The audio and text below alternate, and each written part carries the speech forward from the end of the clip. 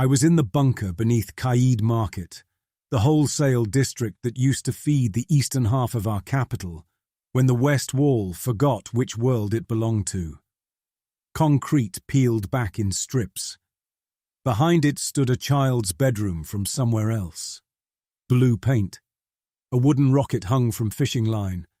A narrow bed under a window full of summer rain. Our bunker stayed cold and wet under my boots. The room inside the wall belonged to another life. Rain slid upward across that borrowed window and pooled on the ceiling. One of my men stared at it until I told him to face front. We were Ghost Section Harrow, a covert strike unit built from soldiers whose timeline had already started to erase them. That was the language command used. Plainly put, the world was dropping us piece by piece. Food passed through our guts on bad days. Sleep came in scraps. A man could look down and watch his own hand blur at the edges if his focus slipped. Harrow existed because men in our condition could cross into the stronger earth and pass as half-seen nightmares. Director Halwyn stood on the far side of a field radio, his face breaking apart every few seconds on the screen bolted to a crate. He ran Continuity House, the emergency command block under Old Parliament Hill. It was what remained of national government after the ministries, courts and civil networks started falling into other versions of themselves. His office still had light, filtered air, and secure food lines while whole districts learned to live by rumour and salvage. He never mentioned the difference. He called it a priority gradient. "The breach is widening under Eastern Grid sectors," he said. "3 anchor sites have hardened the rival Earth's hold in our zone. A master anchor under their North Sea wall ties the system together. Destroy the local sites, then the master. Once their hold breaks, the convergence will collapse in our favour. Core continuity assets will then have a viable corridor window." Core continuity assets. The phrase slid by like trained poison. "In our favour," I said. He inclined his head, as if we had spoken about weather and not planets. Sergeant Bran Heller stood to my right with gauze wrapped around his wrist. He had led infantry before the wars over water routes stripped the country down to ration lines and grave pits. He liked ugly truths, as long as they named themselves cleanly. Mason Cutter, our demolitions man, sat on an ammunition crate cleaning grit from a charge housing with the edge of a spoon. He treated explosives the way some men treated prayer. Count every piece, set every contact straight, make the killing orderly enough that a man could pretend order mattered. Raina Doss, the youngest in Harrow, stayed near the tunnel mouth with his rifle across his knees. He touched the brass ring tied under his collar, cut from his brother's dog tag, whenever briefing language turned abstract.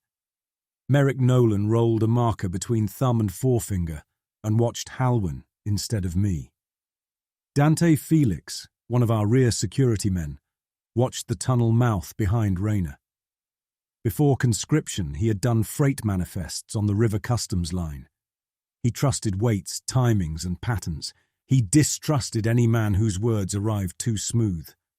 Halwyn touched the side of his throat, a tick left over from old nerve damage.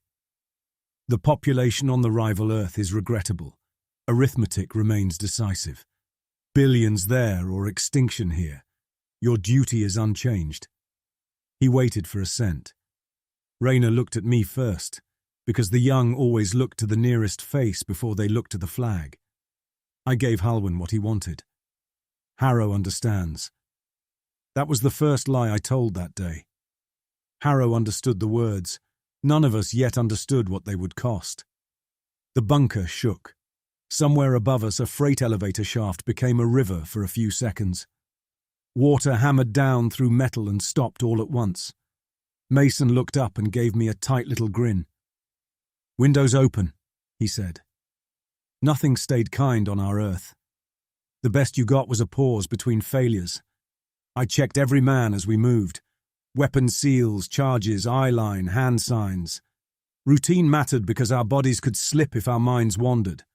A ghost soldier needed habit, the way a drowning man needed the next breath.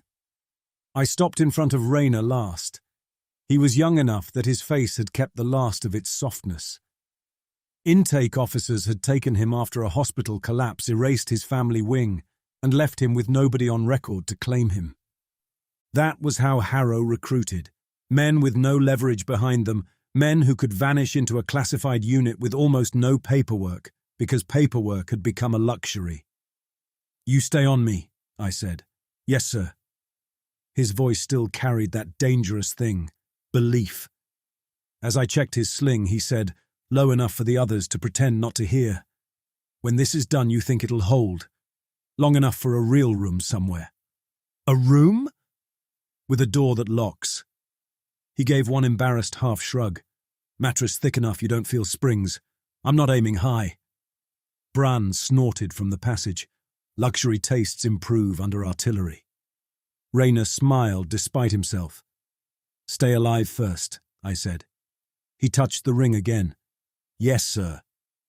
I led the unit through the drain run under Kide Market, past a break where soil had turned to black glass, and down into the overlap seam. That seam was the crossing point, where both earths pressed hard enough to scrape. It looked small from our side, a crack in concrete, a fold of rain hanging in the air. Nothing grand about it. The seam looked like a wound rubbed open by dirty hands. I stepped through and my teeth clicked hard enough to sting. The better earth settled around us in one hard snap. Gravity found its footing.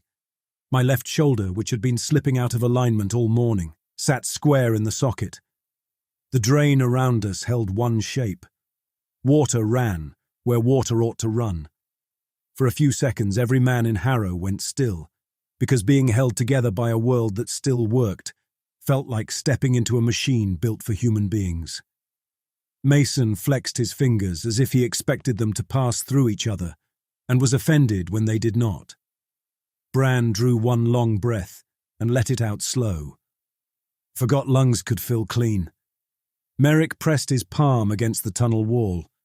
Concrete knows what it is here. Raina just stood there with his eyes shut, like a man listening to a promise he did not trust. We came out under a neighborhood park at dusk. Trimmed grass, lamplight over walking paths, row houses beyond the trees, the low noise of evening traffic. Files on the rival Earth did nothing to prepare a man for windows full of ordinary life when his own world had spent years learning how fast ordinary life could be stripped away.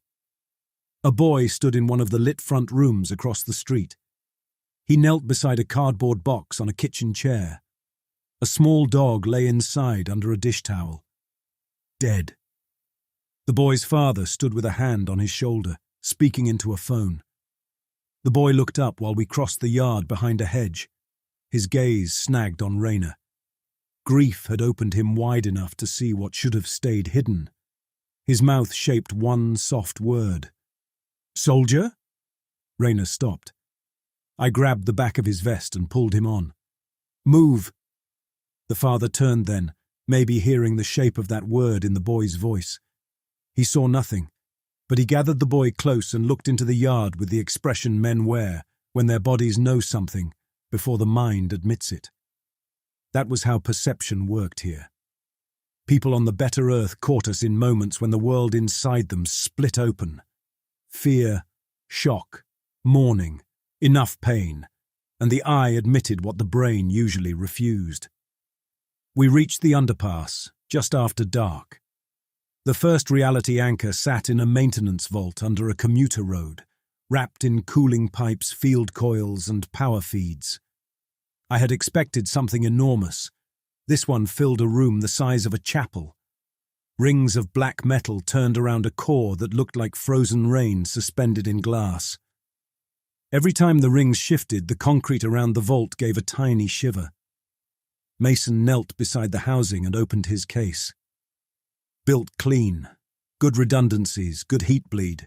Whoever designed it expected to live with the thing. Merrick scanned the stairwell with the motion sensor strapped to his sleeve. Security on the road. No movement below. Bran watched me. He always watched me when civilians were near the blast radius. He liked clear orders because then the blame sat in one place. 2 minutes, I said. Mason looked up. Traffic above. We're committed. He set the timer. We left through the service tunnel and came up behind a retaining wall near the road.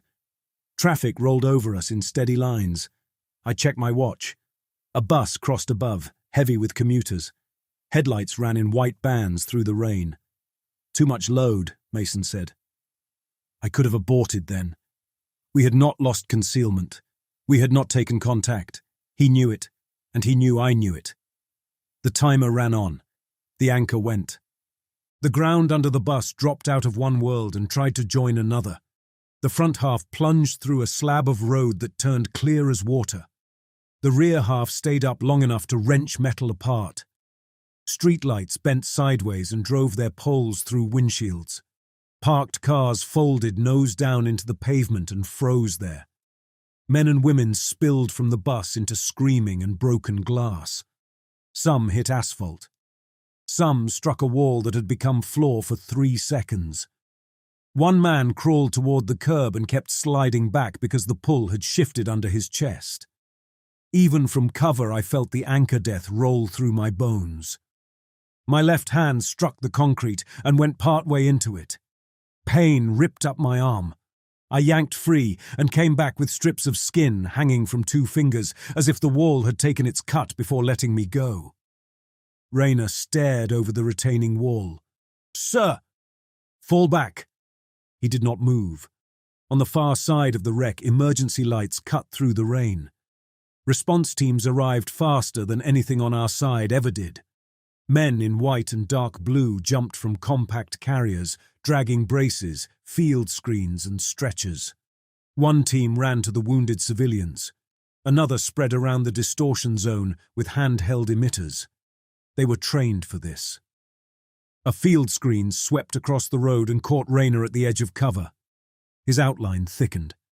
Men on the response line saw him all at once. "Contact," one of them said. "Human form arrival, left verge."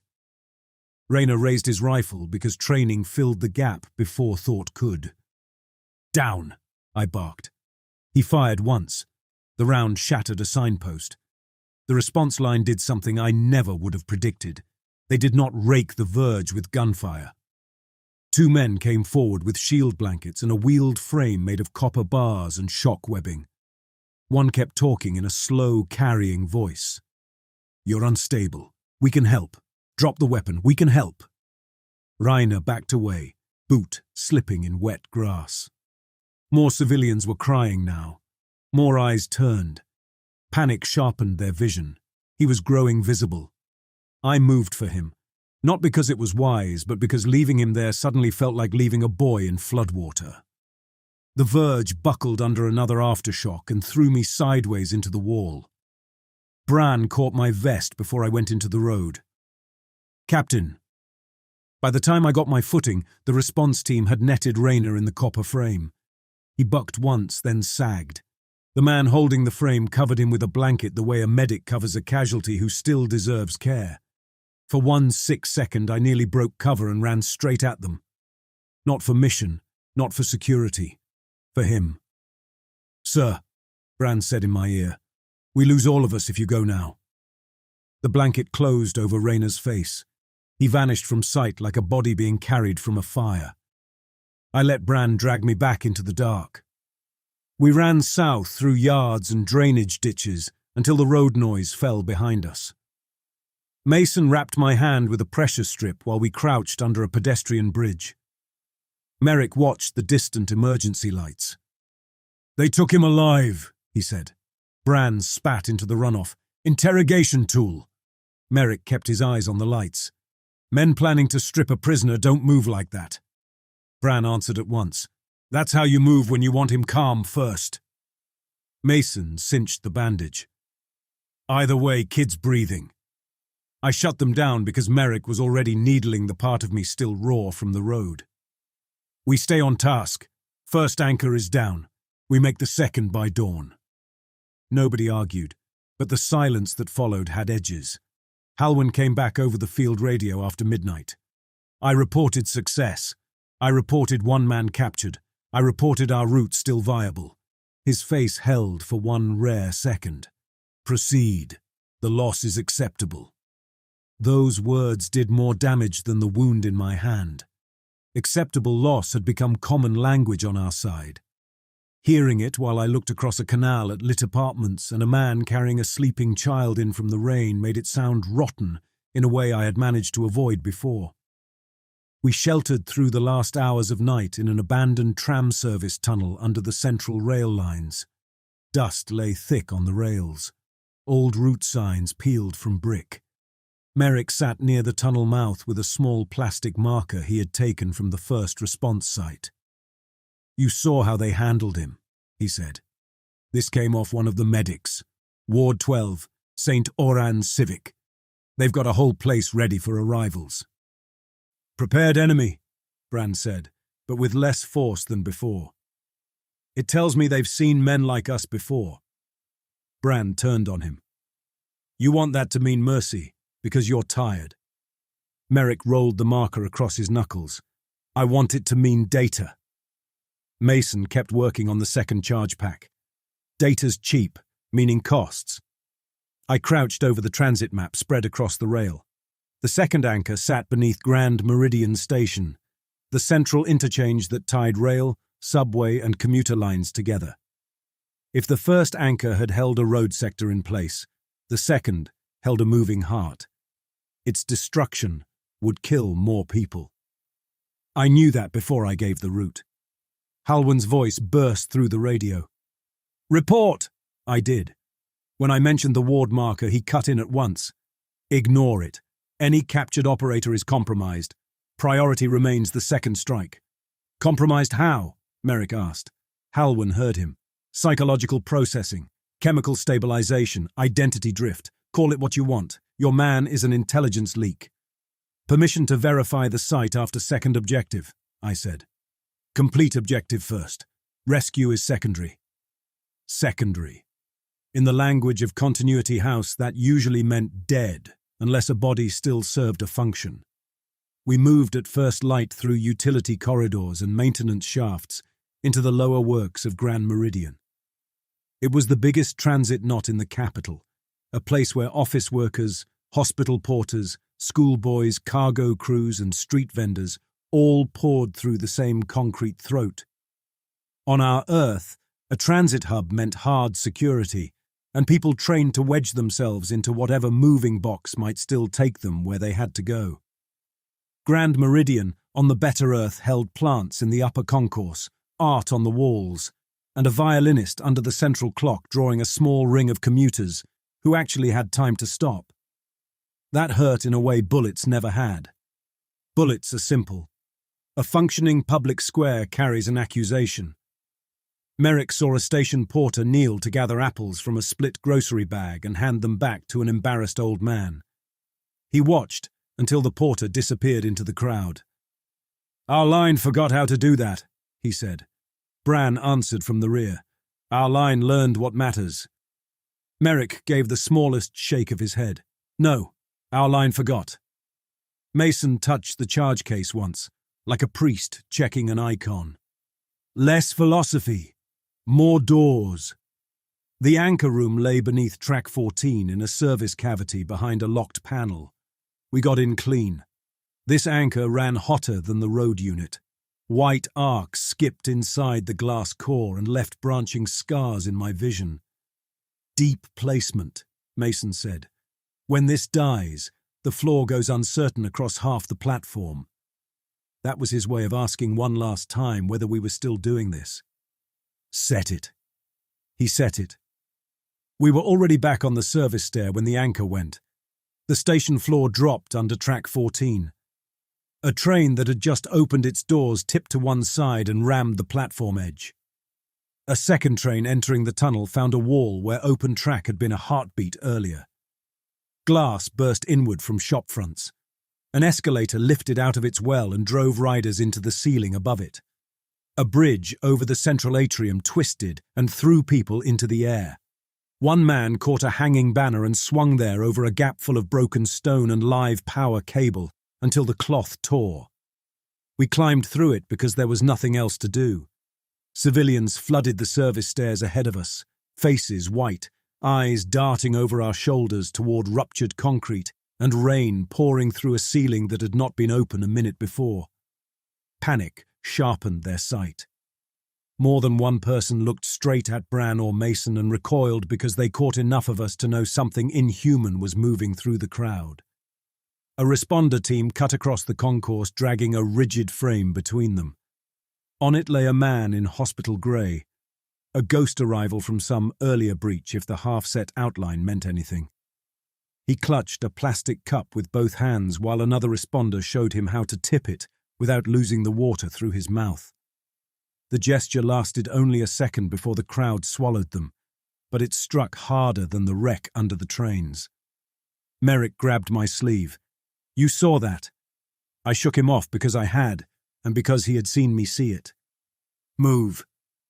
We reached an old ventilation tunnel 3 blocks from the station and sealed the hatch behind us. One man from the rear pair was gone in the station crush. Mason had taken a cut over one eye. My hand had bled through its dressing.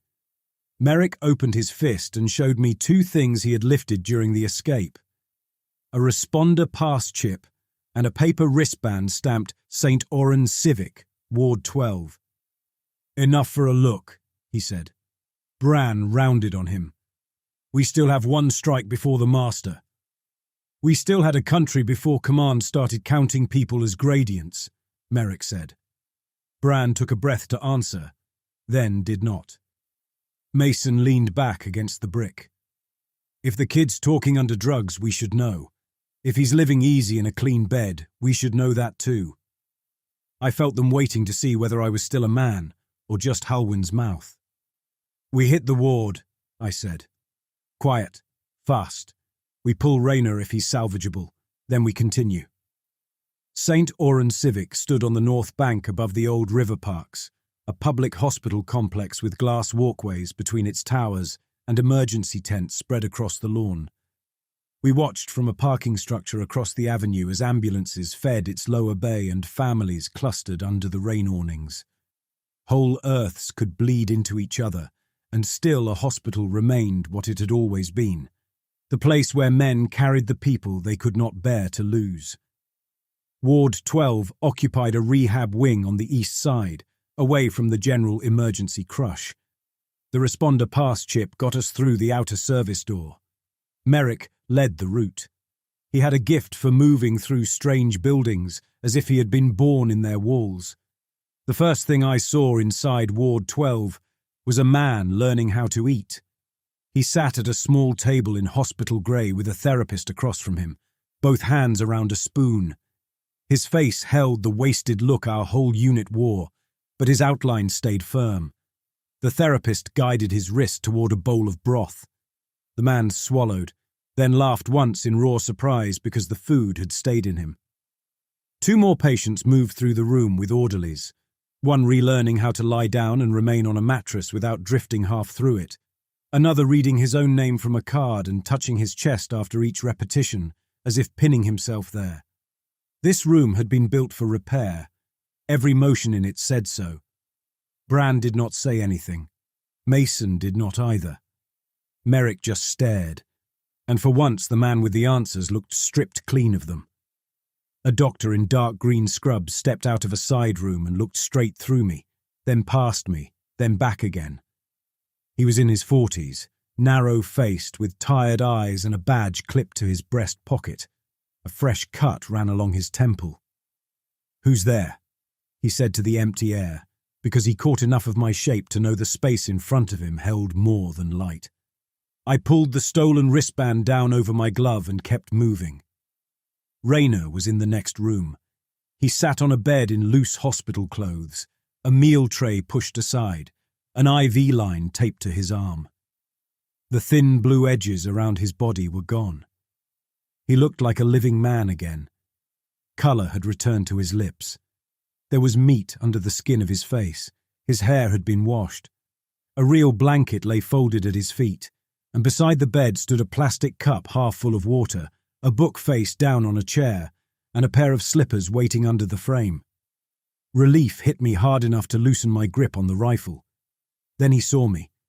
Every trace of that relief died in his expression. "Sir," he said, and the word carried dread, not rescue. I shut the door behind me. "On your feet. We're leaving." He backed toward the headboard. "No." Bran moved past me to seize him. Raina flinched away like Bran's hands were fire. "You don't understand what they're doing to you," I said. Raina gave a short laugh that broke at the end. "I sleep here. I eat here. When I close my hand around the cup stays in it. I can piss and drink and sit down without fighting the floor. I understand more than I did 2 days ago."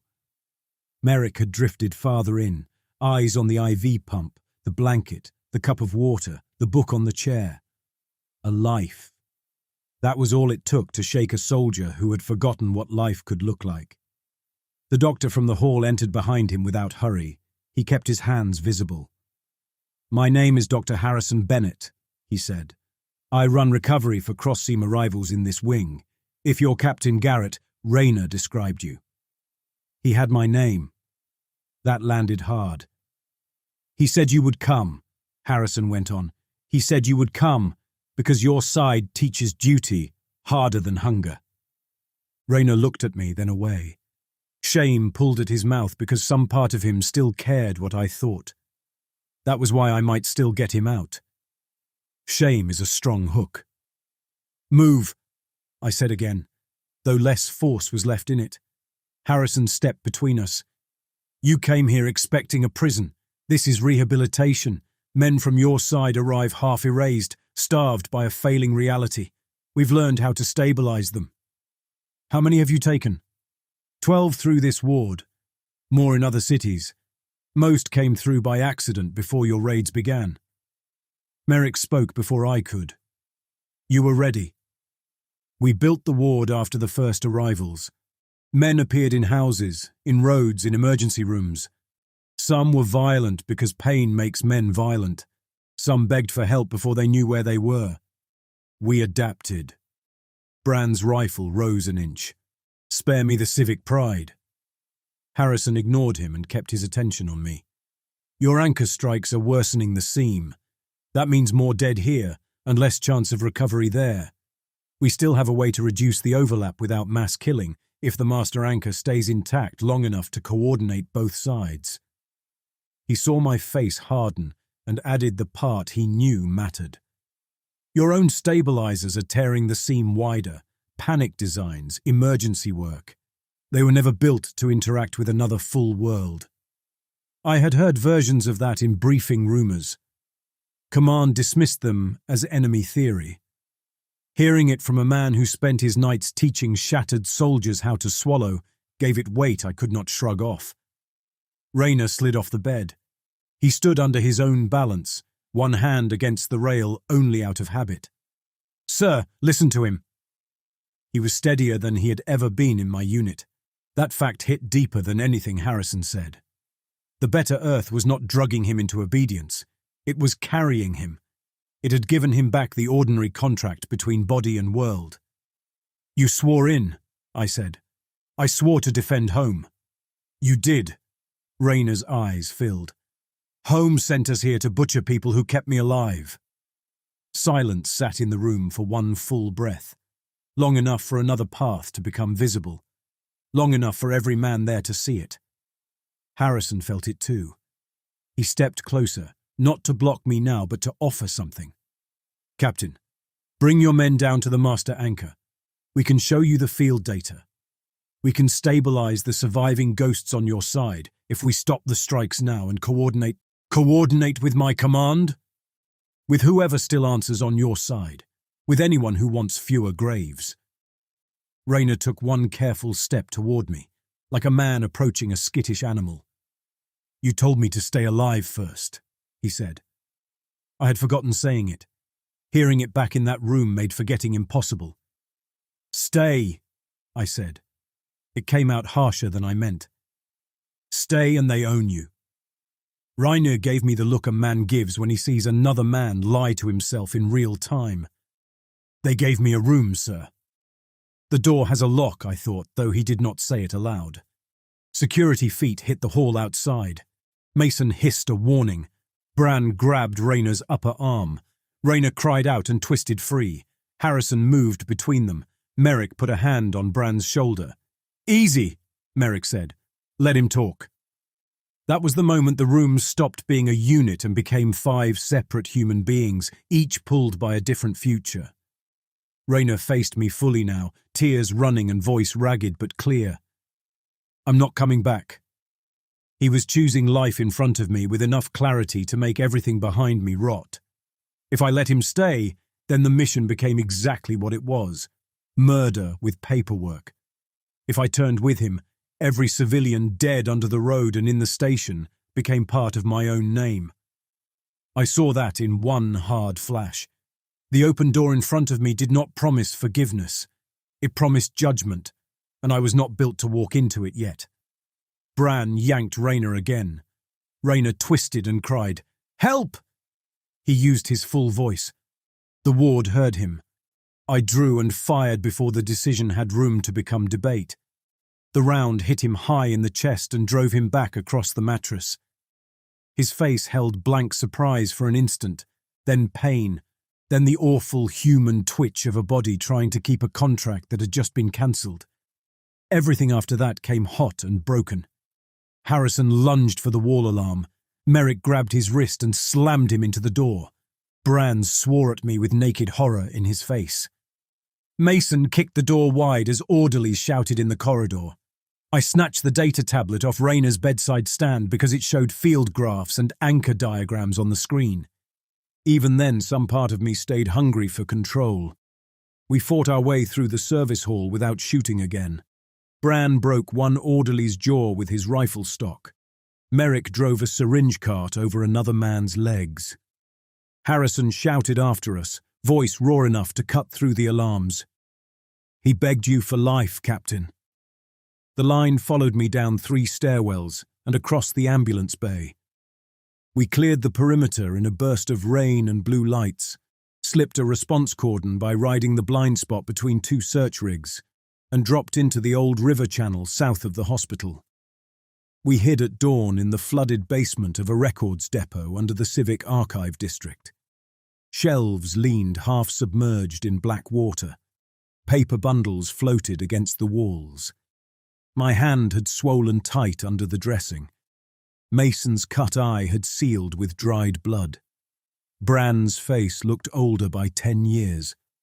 Merrick sat apart from the rest of us with Raina's blood dried across one sleeve.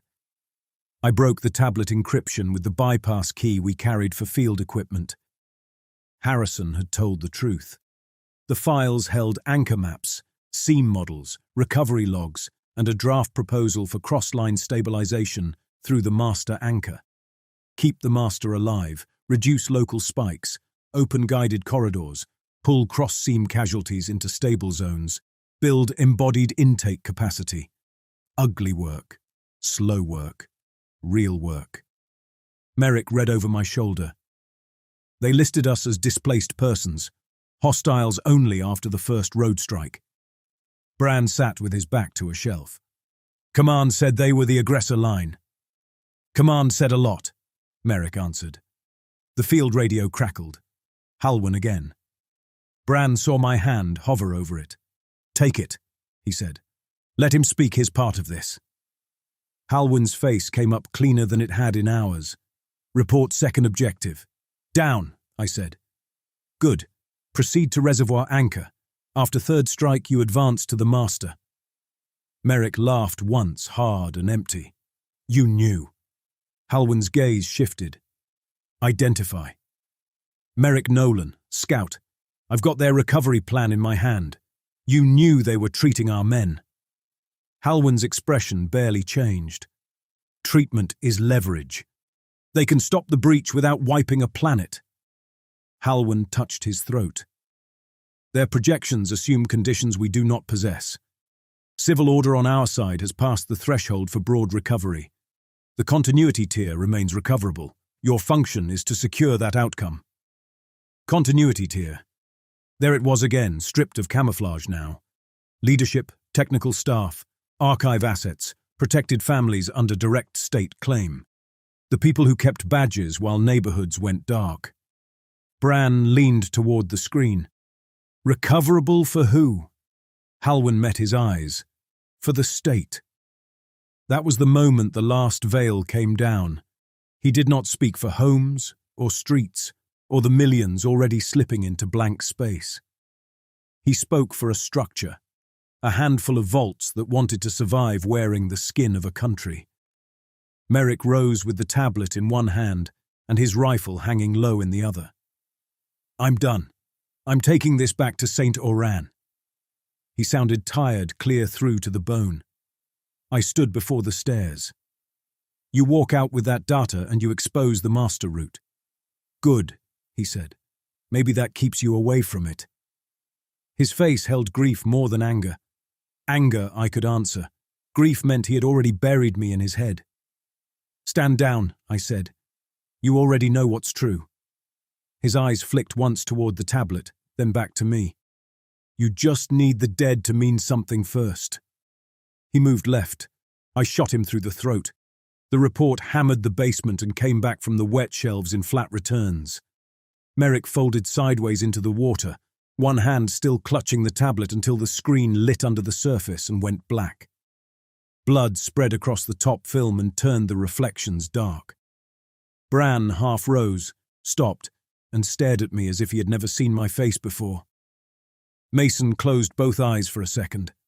When he opened them, he looked old. I waded in, took the tablet from Merrick's hand, and said the only words I had. He broke unit security. Even as I said it, I could hear how thin it sounded. Bran's mouth worked once before speech returned. You've killed 2 of your own for wanting to live. I packed the tablet, shut down the radio, and gave the move order for the reservoir anchor, because motion was the only thing left that felt like command. We reached the civic reservoir at mid-afternoon, under a sky the colour of hammered lead. It sat above the northern districts behind a curved retaining wall and a public square lined with trees, memorial stones, and tram stops. Families used the square on warm days. Men ate lunch there on breaks from the utility offices. Schoolboys kicked balls under the benches. I knew that because we had watched it for an hour from a maintenance culvert while I searched for one clean, tactical argument that would let me call it a legitimate target in the language I had lived by. The anchor under the reservoir fed city pressure systems and stabilized the North Bank seam. That was enough for mission logic. Conscience asked for more than I had. Mason set the charge in silence. He checked the blast spread twice, then a third time. Wrong kind of placement, he muttered. What does that mean? Bran asked. Mason did not look up. Means there's no clean failure mode. Means after this, nobody gets to call it engineering. The better Earth had adapted after the hospital hit. Response teams patrolled the square in pairs with portable field cages and trauma counsellors beside them. Counsellors. Their planners understood the fact our command kept using against us. Fear made us visible. Calm took half that power away. They were teaching their own citizens how not to feed our concealment. Mason armed the final local charge and tapped my boot. Done. We withdrew through the culvert. Halfway up the maintenance ladder, Bran grabbed my sleeve. Call it off. We can still make the master and hand them Halwyn's route. Command still has extraction plans, I said. For themselves. For what remains of home. Bran showed his teeth, not in a grin. Home is rubble under men like him. Then the reservoir anchor went, and the world answered for me. The retaining wall tore open sideways. Water burst through the gap and hit the square with the force of a falling building. Trees snapped at the base, benches cartwheeled, men and boys and old pensioners waiting on the tram line disappeared under the first surge. The second brought shattered stone and sections of pipe with it. Then gravity slipped across the north edge of the square and pinned a slice of that flood against a library wall 6 stories up. Water and bodies spread there in a flat moving sheet, clawing for any hold. I saw one father jam his son through a broken window before the flow peeled him away. Even Bran went still at that. Sirens rolled in from every direction. Search rigs swept the square, One beam caught Mason full on and held his outline hard enough for a medic far across the flood to point at him and scream. Civilians saw him then. More fear. More eyes. The square became the worst environment possible for a ghost unit, a place where mass terror turned us from rumour into targets.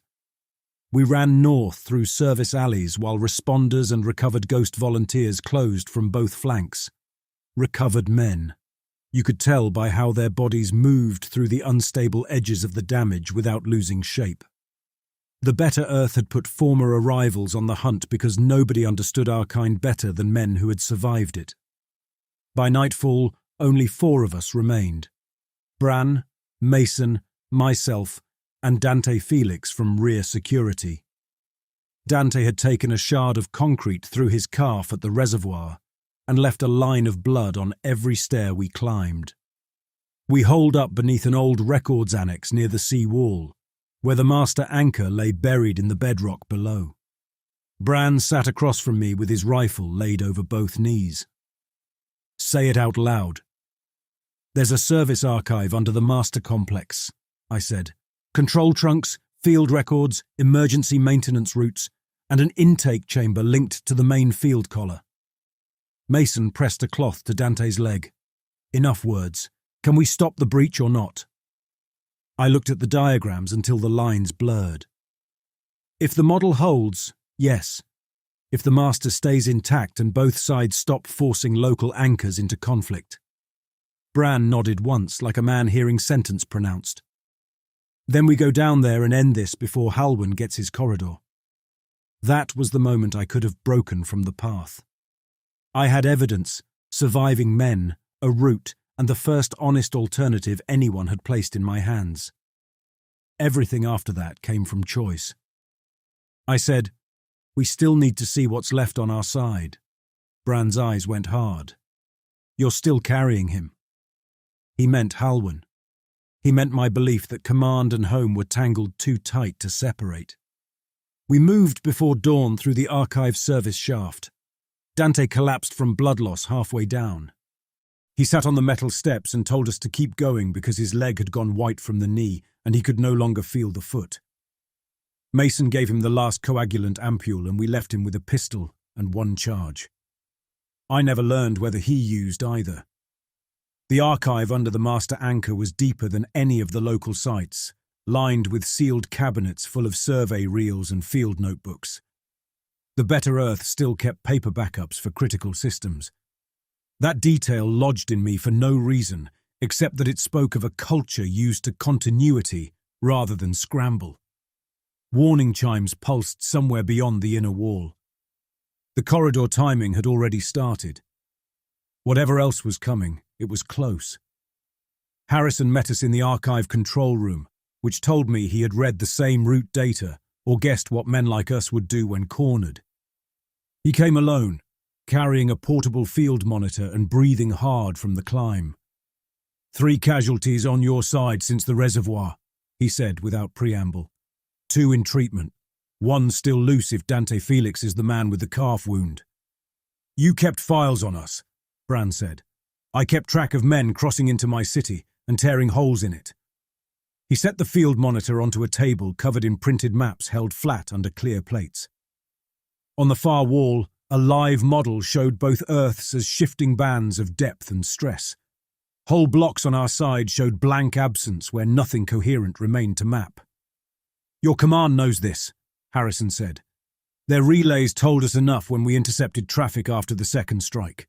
They are preparing a one-way continuity transfer for core staff, technical assets, and selected dependents. The local strikes were never about saving your world at scale. They were about weakening ours enough to open their corridor. Mason gave a cracked laugh. So we murdered a city for office furniture and archives. For state custody, Harrison said. That is what your director values. Bran looked at me, waiting for me to defend it. I could not. The model on the wall had done what Merrick and Raina could not. It had peeled away the last claim that our work saved the people we had told ourselves it saved. Yet the habit of loyalty held on like wire through flesh. If I admitted Halwyn had lied from the start, Then every step since Kide Market became mine alone. Harrison read my face. "Captain Garret," he said, and for the first time anger sharpened his voice. "Listen carefully. The corridor window is already aligning. I can still lock the master collar if you help me. Your men know your side's timings, fallback codes, field habits. Help us secure the chamber. We can stabilize the surviving arrivals. We can close the worst of the seam. Do that, and whatever tribunal follows will hear that you stopped before the final kill." Bran lifted his rifle off his knees and let it hang at rest, a soldier's sign that he had chosen a side. "Mission's over." I looked from him to the live model, to Harrison, to the service lift that led towards the master chamber where Halwyn's corridor would soon open. My hand throbbed under the bandage. Raina's blood had long since dried in the seams of my sleeve. Merrick lay in black water under a record shelf because I had refused him one open door. The dead men had begun to form a line behind me. If I stepped off mission now, that line led straight back into my own chest. "Stand aside," I said. Bran's face changed first, grief before anger. "You're still thinking like a man with a country." "I am a man with a country. Your country sold you." He moved to block the lift. I shot him through the sternum. He sat down against the map cabinet with the care of a man easing himself into a chair after a long day.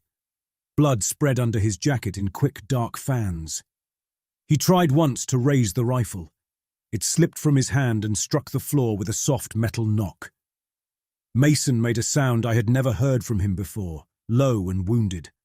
Harrison lunged for Bran. I kicked the rifle away and jammed the lift control with my good hand. "Come with me," I told Mason. "Last chance." He looked at Bran, at Harrison, at me. Some part of him had already broken loose, yet he stepped into the lift because men do not sever long obedience in a clean cut. Sometimes they drag the chain one last corridor before they let it fall. The master anchor chamber lay under the North Sea wall where the city's flood barriers met the power basin. Massive concrete pillars held the ceiling. Water ran down two of them from cracks opened by the Reservoir strike. The anchor itself filled the chamber center, a ring array 40 feet high around a core of white fracture light, with service bridges crossing the pit and control nests built into the walls. Earlier damage had already upset the local pull. Loose bolts and bits of torn paper drifted toward a ceiling corner that had briefly decided it was floor. My boots stuck and released against the metal grating with each step because gravity kept changing its mind by small degrees. Halwyn's corridor rig stood on the west platform, active and waiting. A corridor rig was a one-way transfer throat, a machine that forced a narrow protected path across an unstable seam long enough to move people or cargo. We had used small versions to push equipment into overlap zones on our own side. This one was bigger, fed by master anchor current, and built for privileged escape. Mason took in the size of it. "So it's true." The answer arrived before I could speak. Light folded inside the corridor frame, and the first transfer team came through. Black-coated security, archive cases wrapped in impact cloth, a relay technician dragging a console sled, then Halwyn himself with two aides tight behind him. Continuity House had opened its throat and sent only staff, security, archive cases, and technicians. No labor crews, no district officers, no families from the ration blocks, no one whose absence would embarrass a ledger less. Halwyn saw the state of the chamber and stopped short. "Why is the master still active?" "Delay at intermediate sites," I said. His gaze cut to Mason, to the blood on my sleeve, to the absence of the rest. He understood enough. "Arm final demolition. Security, establish perimeter." The security men spread with carbines up. On the far platform, response teams from the Better Earth entered through a service breach Harrison must have opened below. Men in field armor took cover behind the pillar bases and shouted for Halwyn's staff to drop weapons. Behind them stood two recovered arrivals in hospital grey under borrowed armor plates, solid men now, steady on their feet. One had the slow, careful step of the patient I had seen in Grand Meridian, learning to drink. Harrison came on the house speaker from somewhere in the wall control nests. "Captain Garret, stop this now and I can still hold the collar long enough to close the corridor," Halwyn snapped. "Ignore him." Harrison kept going. "The chamber can survive one more field shift. After that, everyone in here dies or gets scattered across partial states. Shut down the demolition bus." Mason looked at the detonator case in his hands and then at Halwyn. "Who did you bring through behind you?" Halwyn did not answer. "Who?" "My continuity tier," Halwyn said. "Our survival cadre." Mason gave a laugh full of pain. "Our. That word's got a small room in it, Director." One of the better Earth responders called across the chamber. "We have intake fields ready. Surrender and step clear of the ring." The whole room waited on me then. Halwyn wanted a weapon. Harrison wanted a human being. Mason wanted proof that some part of the last 3 days could still be salvaged. Raina's face rose before me, strong enough to stand, asking for life in a voice that had trusted me once. Merrick in the water with the tablet. Bran sliding down the cabinet. If I stopped here, those dead would still be exactly what they were. Murders for nothing. If I finished, I could at least nail their bodies to a purpose, even if the purpose had shrunk to the size of Halwyn's corridor frame. That was the final lie I chose. Men kill to protect the future. Men also kill to keep the past from judging them. I opened the detonator case. Mason moved first. He swung the case out of my hands and slammed it against the grating.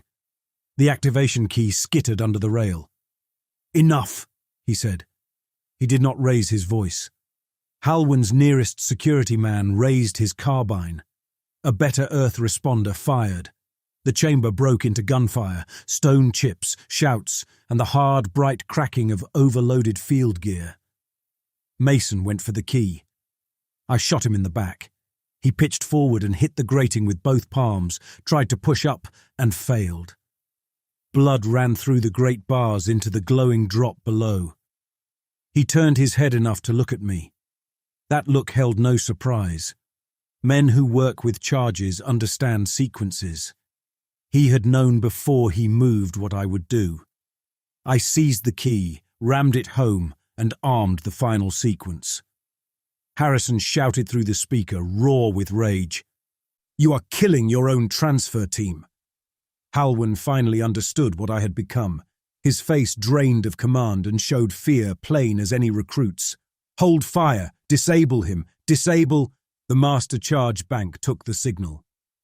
The first detonation tore the West Service Bridge off its mount and dropped half of Halwyn's security into the pit. The second hit the collar controls and sent a field spike through the corridor frame. One aide vanished at the waist. The top half of him struck the rig and slid down it, leaving a wet red fan across the steel. Water from the sea wall breach blew inward under a new pressure line. A pillar split from base to mid-span. Gravity turned 90 degrees across the north third of the chamber and flung men, cases, and loose equipment against the side wall hard enough to break them open. Archive canisters burst. Paper spun through the chamber like white birds with broken wings. I lost my footing and hit the rail. My wounded hand folded under me with a crack bright enough to blank my sight. When vision returned, Halwyn hung in the corridor frame harness by one arm, coat torn, legs kicking into open space where the platform had been. One of his security men tried to reach him and slid up the wall instead, screaming, until a shift in pull dropped him into the pit. The better Earth responders were still fighting to hold the intake fields. Harrison appeared on the lower stair with a portable control rig across his chest, shouting orders to his men. He was trying to use the dying master to localize the collapse, to save what could still be saved after I had made balance impossible. The final charge went inside the core. Light punched through the chamber and turned every edge white. The ring array split. Fracture lines ran outward through the air itself, black seams opening and closing so fast the eye could hardly track them. The sea wall gave. Water slammed through the west breach, took Halwyn, took the last of his cadre, took the corridor frame and folded it into the pit. Something hit my head. The chamber spun end over end. For a second I was weightless. For another I was upside down under a rush of black water and glass. Then the world narrowed to impact, cold and silence. When I woke, I was in a bed with rails. A restraint strap crossed my waist. Another held my right wrist. Light lay clean across the blanket. My mouth felt lined with grit. A pain pump tugged at the vein in my arm. I turned my head and saw a window with thick glass and safety mesh. Beyond it stood part of the city I had failed to kill. Cranes, patched roofs, a schoolyard under temporary canopies, men repairing a tram line where fresh concrete still showed pale.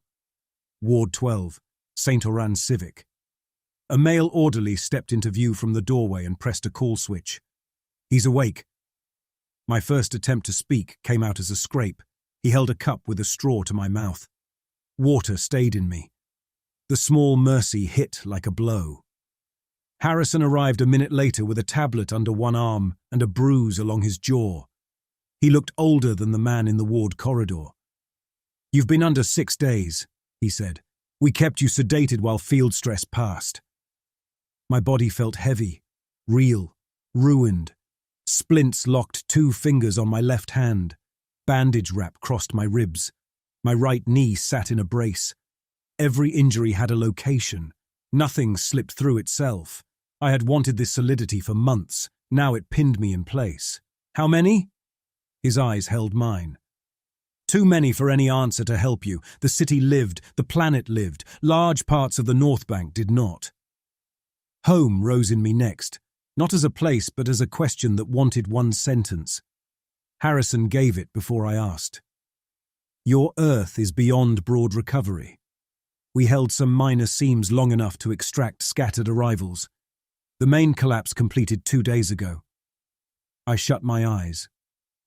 Behind them came no vision of homeland, only the bunker wall at Kide Market peeling back to show a boy's room from somewhere else. That was my country in the end, a structure eaten from inside by other lives. Halwyn? Dead. I lay with that and found no relief in it. Harrison pulled a chair close to the bed. "Several of your men survived. Dante Felix reached a public shelter after the master collapse. He lost the leg. He's alive. 2 others from earlier incidents are in treatment. The recovered arrivals who helped us track you are working with breach response full-time now." He let that sit. He wanted the next fact to land clean. "Raina Doss is dead. Merrick Nolan is dead. Bran Heller is dead. Mason Cutter is dead. Dante Felix's testimony, ward surveillance and command intercepts form the basis of your indictment." The word sounded almost gentle compared with what it held. "What happens to me?" "You stand trial when you can stand at all. Until then you stay here under guard because you still carry useful knowledge.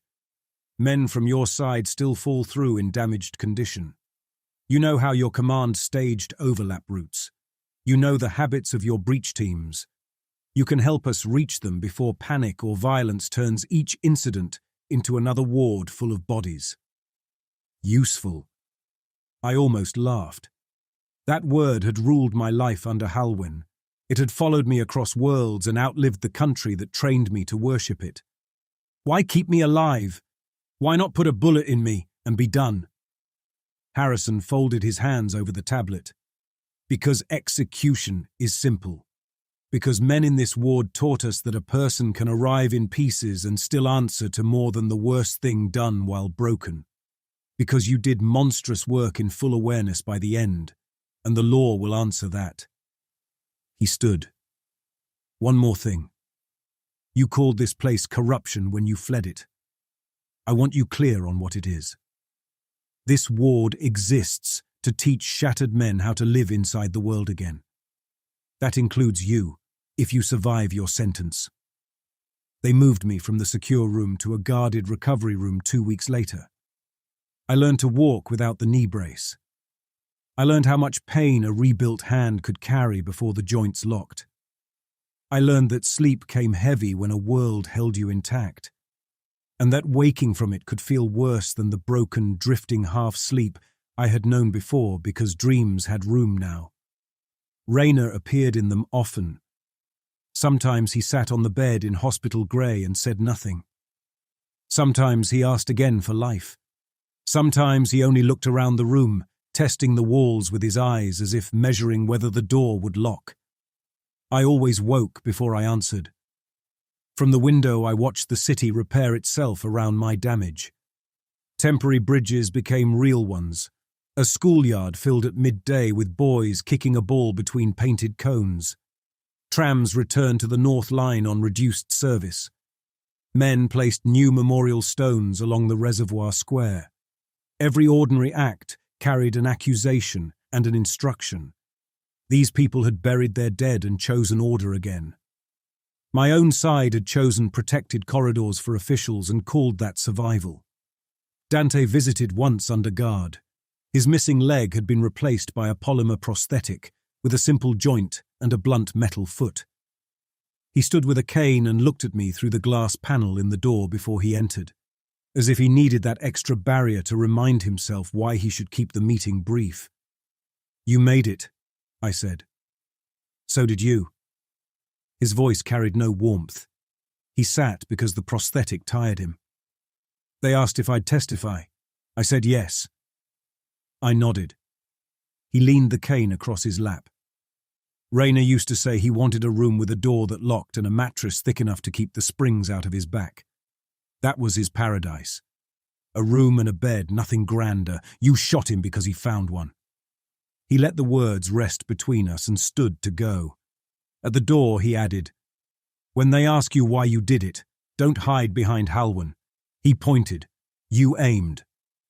After he left, I sat for a long hour with my bandaged hand open on the blanket, staring at the fingers that now stayed where I told them.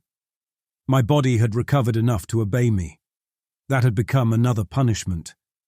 There was no ghosting left to blame, no drift, no broken physics inside my bones. Only choice, preserved in muscle and memory.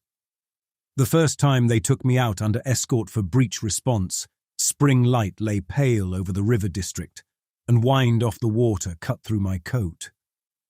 We rode in a sealed van with 2 security officers, Harrison, and one recovered arrival named Len, the man I had seen in Grand Meridian learning how to hold a cup.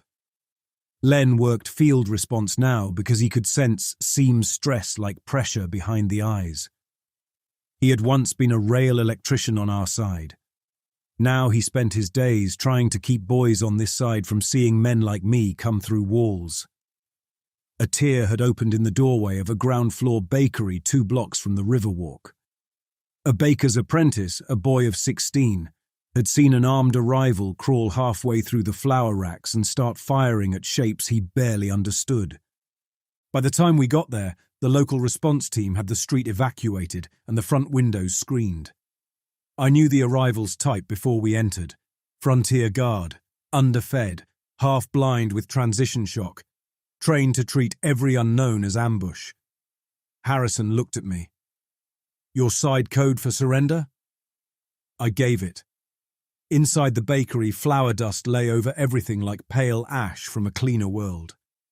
The arrival crouched behind the counter with blood down one sleeve and his rifle shaking against the register. He saw me first because men from the same dying place learn each other by posture before face. "Captain," he said. There was hope in that one word. Hope that I had come to lead him home, that duty still made a path through the wreck. I raised both hands so he could see I held no weapon. "Set the rifle down. You're in St. Oran intake district. They can stabilize you here." His mouth twisted. "Enemy ground?" "Ground," I said. "Real ground. Put the rifle down." He looked past me at the responders in padded gear and at Len holding the portable intake frame. Fear moved through him. So did hunger. So did the learned terror of men who expect help to come handcuffed. I took one step closer and gave him the truth because lies had emptied out at last. Home is gone.